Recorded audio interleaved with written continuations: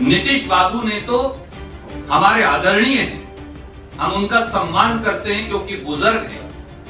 नीतीश बाबू ने तो तीसरे चरण के चुनाव की वोट पड़ने से पहले ही इस चुनाव को अपना आखिरी चुनाव बता जदयू भाजपा की हार स्वीकार कर ली है। पर एक कटु सत्य है साथियों, जब बिहार के लाखों मजदूर पांव में फफोले लिए, परिवार को गोदी में लिए, सब कुछ लुटाकर बिहार वापस आ रहे थे, तो इसी अहंकारी नीतीश सरकार ने उनको धक्के मारे और बिहार में आने से रोक दिया था।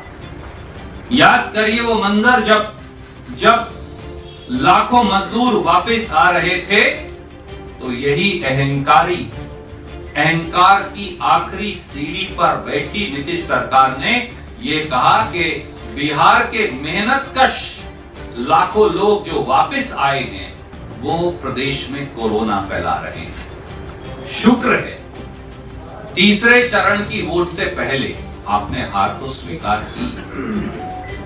नीतीश जी और नरेंद्र मोदी जी की जोड़ी ने जितना बिहार का नुकसान किया है शायद 73 साल के इतिहास में किसी ने नहीं किया। पर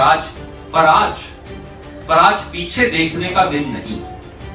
नीतीश बाबूजी रिटायर हो, उनका जो तजर्बा है वो अच्छी बात, उनकी बुरी बातें हमें ना दे, वो भाजपा को दे।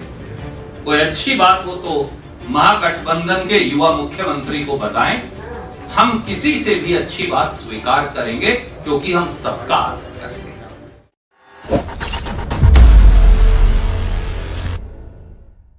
साथियों, इस पत्रकार वार्ता की शुरुआत में 3 वाक्यों से करूंगा जो इस 3 चरण के चुनाव का सार है। पहला,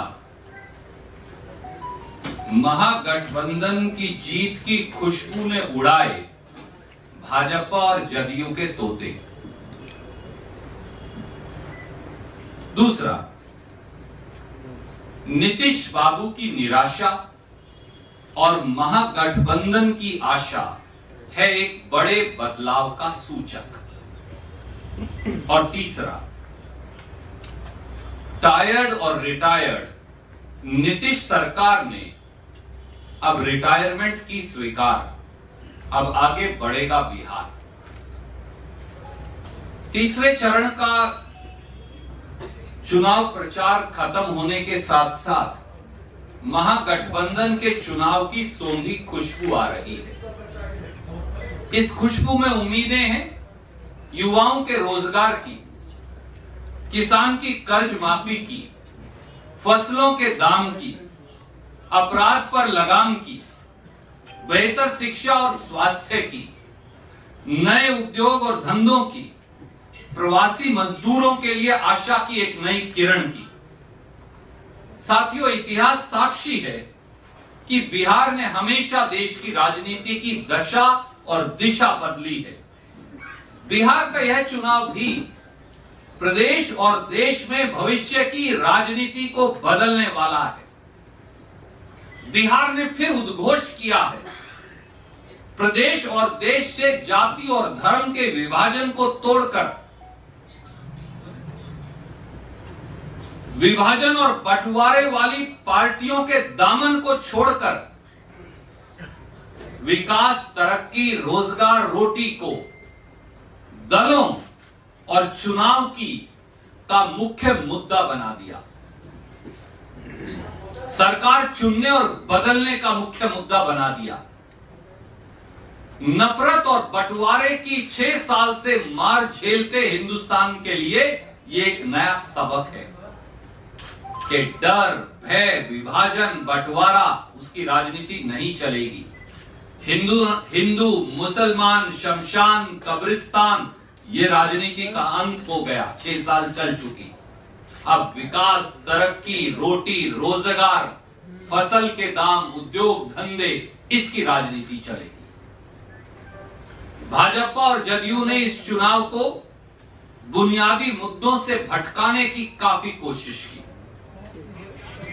नीतीश कुमार और नरेंद्र मोदी जी की जोड़ी ने अपनी नाकामी पर पर्दा डालने के लिए चुनाव को जाति धर्म में बांटने का भरसक प्रयास किया, यहां तक कि वो पाकिस्तान की शरण में भी चले गए।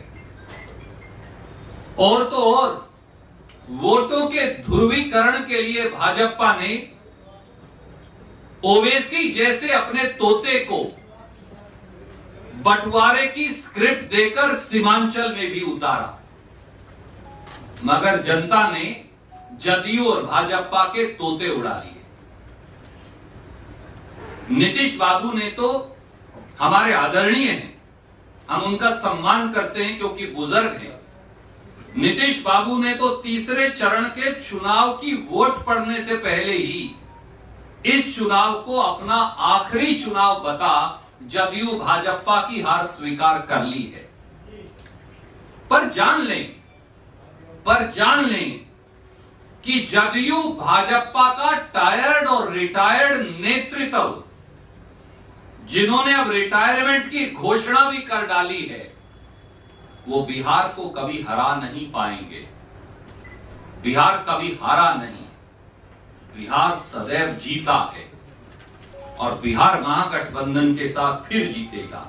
अच्छा होता आदरणीय नीतीश बाबू और सुशील मोदी जी बिहार वासियों से बिहार को बदहाली की कगार पर लाकर खड़ा करने के लिए माफी मांगकर रिटायरमेंट लेते तो और ज्यादा परिपक्वता दिखती।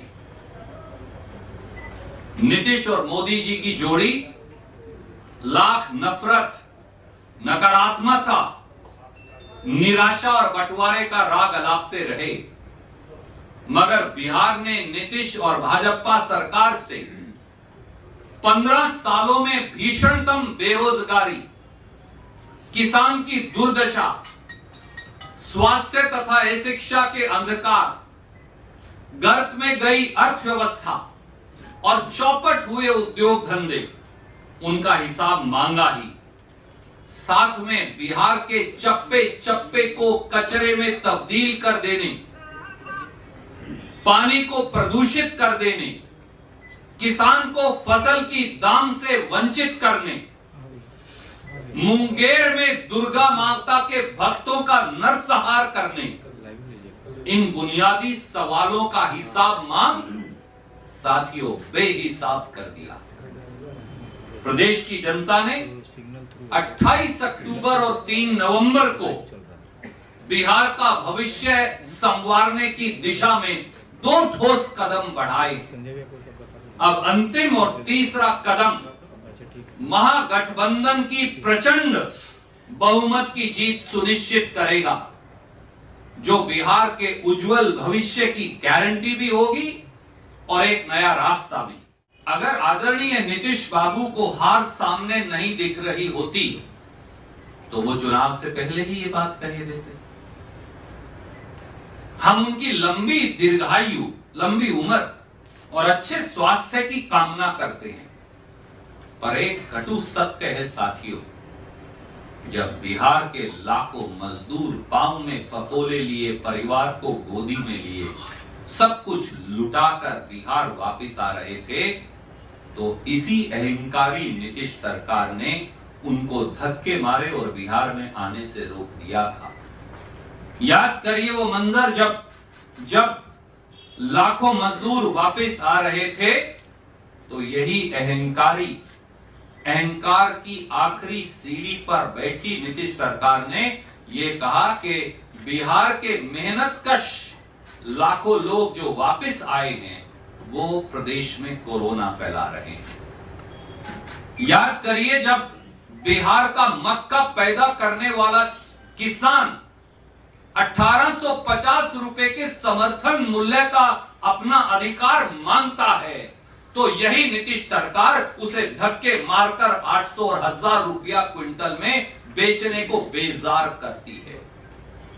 जब बिहार का धान पैदा करने वाला किसान 1850 और 1888 रुपया क्विंटल का भाव मांगता है, तो बिचौलियों की गोदी में बैठी जदयू भाजपा सरकार उसे 1000 रुपए में दर की ठोकरें खाने को मजबूर करती है। जब बिहार का गुणी, शिक्षित पढ़ा लिखा हुनर वाला नौजवान जात और धर्म के बंधन से ऊपर उठकर रोजगार मांगता है तो 5 लाख सरकारी पद खाली रखे हुए इसी नीतीश सरकार ने उनका अपमान और मजाक उड़ाया है। और जब नीतीश बाबू की सभाओं में नौजवानों ने रोजगार मांगा तो उन्होंने उन्हें धक्के और अपमान दिए। अगर ये वो ना करते तो उन्हें ये दिन न देखना पड़ता। हम केवल ये कहेंगे, शुक्र है तीसरे चरण की वोट से पहले आपने हार तो स्वीकार की। नीतीश जी और नरेंद्र मोदी जी की जोड़ी ने जितना बिहार का नुकसान किया है शायद 73 साल के इतिहास में किसी ने नहीं किया। पर आज पीछे देखने का दिन नहीं। नीतीश बाबूजी रिटायर हों, उनका जो तजर्बा है वो अच्छी बात, उनकी बुरी बातें हमें ना दें, वो भाजपा को दें। कोई अच्छी बात हो तो महागठबंधन के युवा मुख्यमंत्री को बताएं। हम किसी से भी अच्छी बात स्वीकार करेंगे क्योंकि हम सबका आदर करते हैं। अगर आपको हमारे वीडियोस पसंद आए तो प्लीज लाइक करें, सब्सक्राइब करें और शेयर करें।